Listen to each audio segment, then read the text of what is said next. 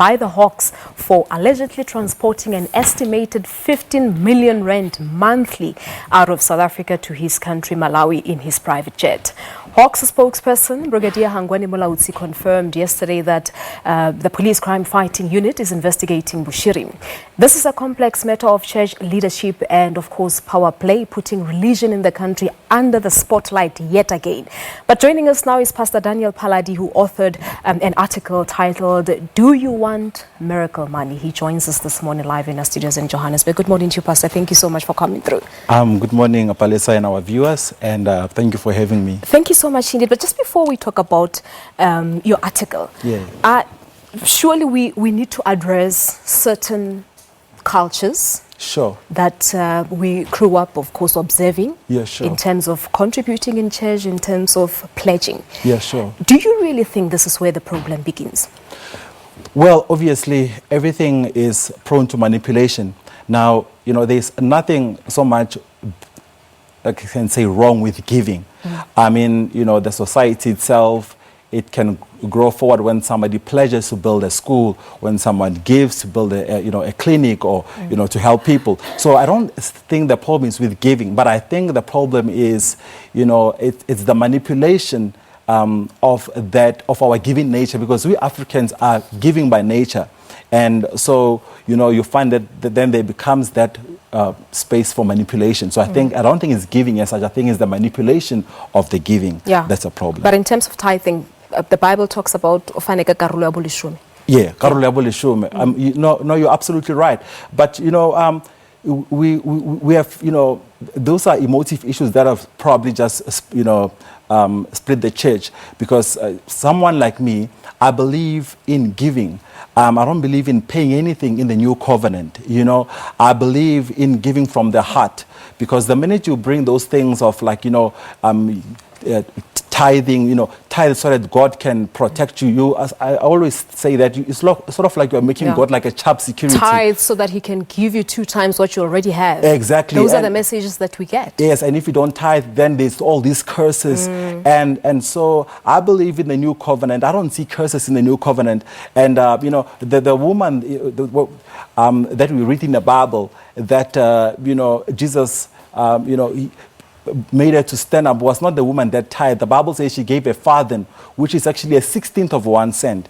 And Jesus said, this woman has given everything, and that's the woman. So we don't hear her being praised for tithing, but we hear her being praised for giving. Yeah. So I believe in giving, and the minute you have an obligation to do something and it does not come from the heart, that's where manipulations come in. But I believe that giving should come from the heart, and not grievously. Yeah, of course, that's the positive perspective of it all. But now, you wrote the article not so long ago. Sure. What inspired this article? You mean the article about "Do You Want Miracle Money"? Yes, that's the one.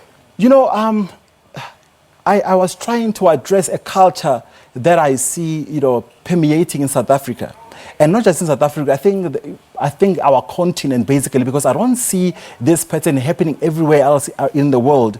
I don't see the Germans, in a long queue, looking for miracle money. I don't see the Australians or the Americans, going to buy some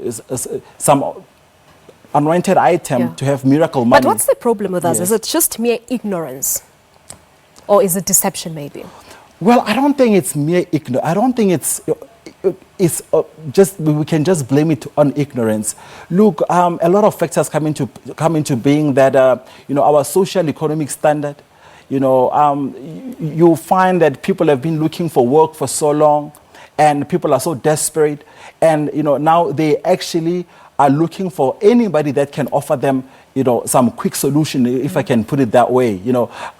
If this man, I can just wake up and I have this miracle money in my pocket, that would work. So it transcends what I would call the false prophetic. It transcends that. It goes into the larger ills of the society that we find ourselves in, lack of education and all sorts of things. Yeah, I wanted to talk about the education part of it, to say, do you really think that our society is not well educated when it comes to these issues? I mean, these issues are forever on television, on our radios. Yes. we're reporting on these issues. Look at what happened at Seven Ministries Church in Yes, in the Eastern Cape, for yes. example. Yes. The Pastor Bushiri issue as well, Yes. coming to the fore. And Omotoso as well, yes. And the list goes on. It is true that the most painful thing, Palesa, is this. The minute you stand up, the minute you say, people, here's a problem here, you're seen as the villain. They tell you, you're jealous of our prophet. He's so rich. He's got so much money. He's got so many private jets, and probably just jealous because of the wealth that he has amassed. And I think the question is, how did you go about accumulating that wealth, isn't it? Absolutely, Palesa. If we call ourselves Christians, I guess we should at least try and emulate the character of Christ. And we read in the Bible that Jesus himself, he fed the poor.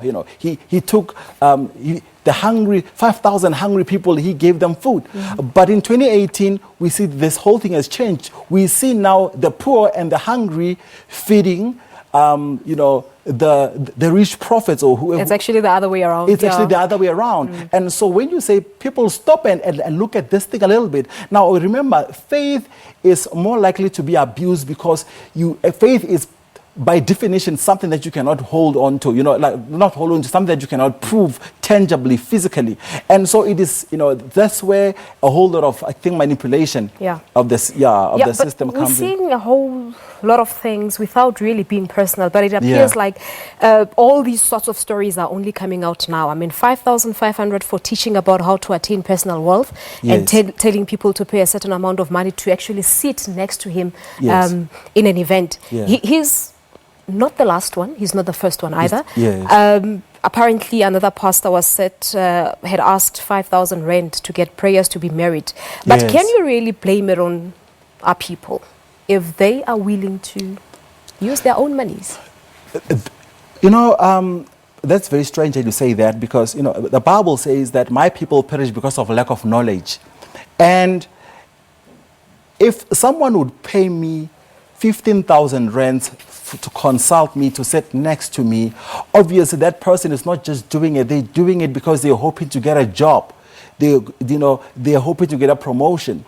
So I say that instead of promising people pseudo promises about if you sit next to me, you'd have these blessings, why don't you give them something practical? I mean, for example, I'm not just a pastor, I'm also an accountant, and I love to teach people practical lessons about making a business plan, the difference between the income statement and the balance sheet, and how do you make projections, how do you discount your cash flows, teach them practical life lessons. Unlike saying, people, if you touch Daniel Phaladi's shoes and you pay 2,000 rands, then you get all the blessings in the world. You get all the blessings. Yeah. Yes. But what conversations do you think we really need to have? The Commission for the Promotion and Protection of the Rights of Cultural, Religious and Linguistic Communities is up in arms as it is currently, wanting the government to legislate all these things. Do you think it will sort of assist in terms of doing away with the problem? A quick one. The truth is this: when it comes to matters of the faith, history has shown over 2,000 years that legislation, it's not a solution. You need to jump in the same wagon as people. Remember, it's faith. If someone believes truly that rubbing Palesa's nose will make me a millionaire, it's a belief. They absolutely believe in it. So it's something that they're willing to die for. Yeah. So when it comes to issues of religion, I think that is why I took I actually took a year sabbatical, because I realized to actually educate people on these things from work. Basically, it's all about education. It's all about all right. Absolutely. We have to leave it at that, Pastor Phaladi. Thank you so much for coming through. Thank you so much. Thank you so much. That was Pastor Daniel Phaladi, an author of Do You Want Miracle Money, discussing the recent news that religious leader Shepherd Bushiri is being investigated by the Hawks for transporting 15 million rand out of the country every month to Malawi. We're taking a quick break here on Morning Live. One more item before we say goodbye.